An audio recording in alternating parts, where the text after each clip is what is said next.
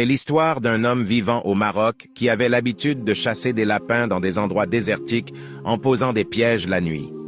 Lorsqu'un lapin passait sur son piège, celui-ci se refermait et la patte du lapin restait coincée. Tout se passait très bien. Une nuit, l'homme décida de faire la même chose. Il posa son piège et s'installa sous un arbre en attendant qu'un lapin se fasse piéger.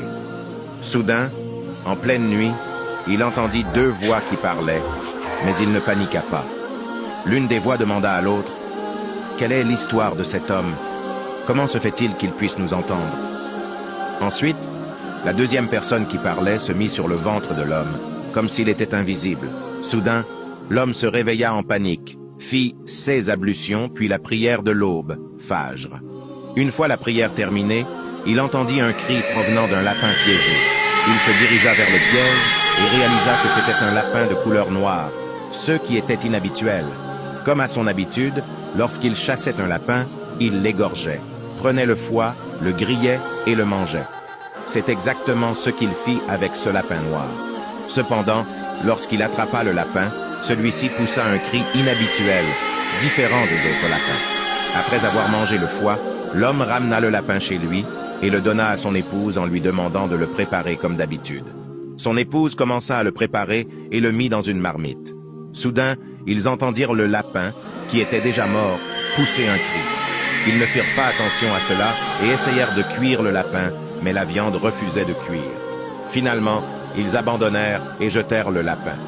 Peu après, l'homme qui avait mangé le foie de ce lapin commença à avoir des douleurs abdominales et ne pouvait plus rien manger.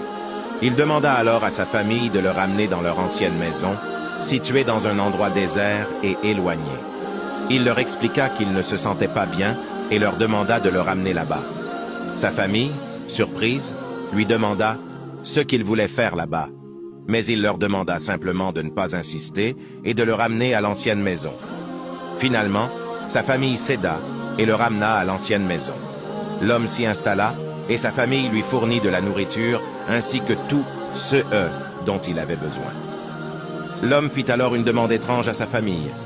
« Venez me voir après 40 jours, pas avant. » Sa famille n'insista pas et accepta.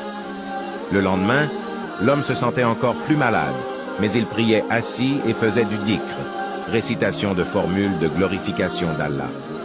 C'était un homme profondément attaché à sa religion. Il avait du mal à s'alimenter, mais à part cela, tout se passait bien. Quelques jours plus tard, après la prière du Dor, midi, il entendit le cri terrifiant d'une femme. La voix de cette femme se rapprochait de plus en plus. La femme commença à entrer dans la maison et se dirigea vers la pièce où se trouvait l'homme. La femme était terrifiante, de couleur noire charbon et d'une taille immense. Elle attrapa l'homme par le cou et lui dit « Tu as tué mon fils et mangé son foie. Je vais me venger, te tuer et manger ton foie. »